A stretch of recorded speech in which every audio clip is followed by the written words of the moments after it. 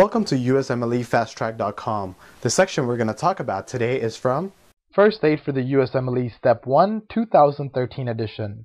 Page 416. Basal ganglia. What is the importance of basal ganglia? The importance of basal ganglia is in voluntary movements and making postural adjustments. How does the basal ganglia modulate movement? The basal ganglia receives cortical input and provides negative feedback to the cortex to modulate movement. What are the two subdivisions of the basal ganglia? The two subdivisions of the basal ganglia is striatum and lentiform. What makes up the striatum? The striatum is made up of putamen, which has the motor function, and caudate nucleus, which has the cognitive function. What makes up lentiform? Lentiform is made up of putamen and globus pallidus. Describe the excitatory pathway. In the excitatory pathway, there is cortical inputs that stimulate the striatum, and this leads to the release of gaba, which disinhibits the thalamus via the GPI, which is the globus pallidus internus, and the SNR, which is the substantia nigra reticulata. The end result of this is to increase motion. Now, to summarize this, just remember that the cortex stimulates the striatum inhibits the SNR-GPI complex, and that SNR-GPI complex will less inhibit the thalamus. So that's disinhibition of the thalamus. Then the thalamus will stimulate the cortex. The cortex stimulates the muscles, and this leads to increase in motion. Describe the inhibitory pathway that decreases motion.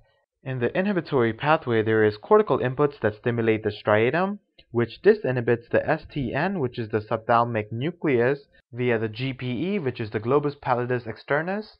Then the STN will stimulate the GPI, which is the globus pallidus internus, and the SNR, which is the substantia nigra reticulata. That then will inhibit the thalamus, and this leads to decrease in motion. Now, to summarize this, just remember that the cortex stimulates the striatum will inhibit the GPE. The GPE will less inhibit the STN. So this is the disinhibition of the STN. The STN will then stimulate the SNR-GPI complex, which will inhibit the thalamus.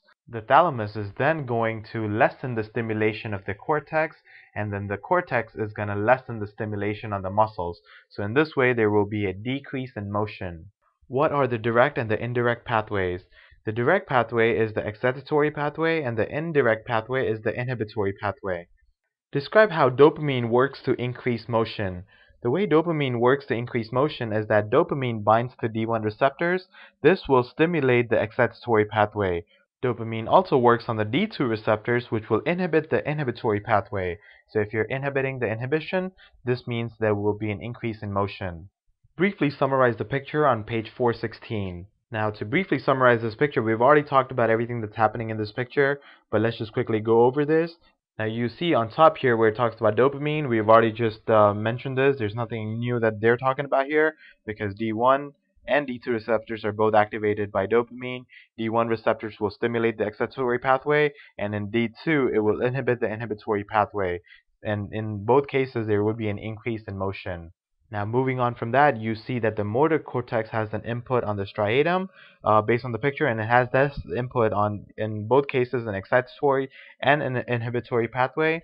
Now, with the direct pathway, which is the excitatory pathway, you will see that there is going to be the stimulation and the release of GABA, which will disinhibit the thalamus via the GPI/SNR, and you see all of that here in the direct pathway. So this disinhibition of the thalamus will get to stimulation of the motor cortex, and this will lead to increase in motion.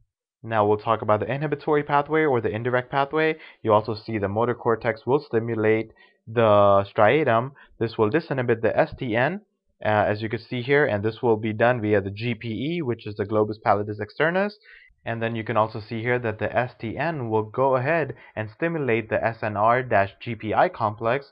This will inhibit the thalamus, and the thalamus will then go ahead and decrease the stimulation to the cortex, and the cortex will then go ahead and decrease the stimulation of the muscles. So therefore leading to decrease in motion.